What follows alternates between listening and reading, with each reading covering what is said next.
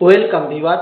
বিধায়ক থেকে সাংসদ তারা চাইলেই তাদের বেতন ভাতা এবং অন্যান্য সুযোগ সুবিধা বাড়িয়ে নিতে পারেন। ঠিক সেই রকমই একটি নোটিফিকেশন পাবলিশ হয়েছে মিনিস্ট্রি অফ পার্লামেন্টারি অ্যাফেয়ার্সের পক্ষ থেকে 21শে মার্চ 2025। বর্তমান যে সমস্ত এমপি অর্থাৎ সাংসদ এবং যারা এক্স এমপি অর্থাৎ প্রাক্তন সাংসদরা আছেন তাদের বেতন ভাতা পেনশন এবং অতিরিক্ত পেনশন বৃদ্ধি করা হলো on the basis of cost inflation index অর্থাৎ মুদ্রাস্ফীতি সূচক অনুযায়ী। এবং এই বেতন বৃদ্ধি পেয়ে কত হলো আমরা দেখে নেব।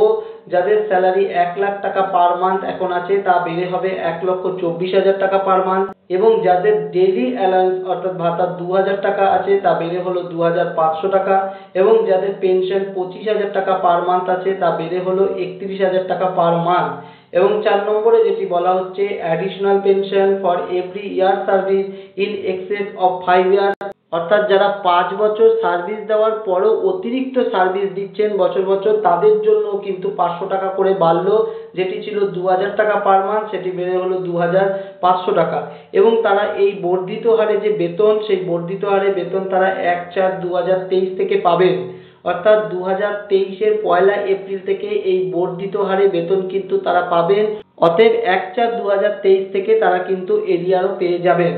এখন যে সাংসদ এবং প্রাক্তন সাংসদরা বেতন ভাতা ও পেনশন পান তা কিন্তু 1/4/2018 থেকে এফেক্ট আছে, এবং যেহেতু মুদ্রাস্ফীতি ঘটেছে সেই মুদ্রাস্ফীতির কারণেই কিন্তু তারা তাদের বেতন ভাতা ও পেনশনের বৃদ্ধি করলেন, এমনই কিন্তু বলা হয়েছে এই নোটিফিকেশনে।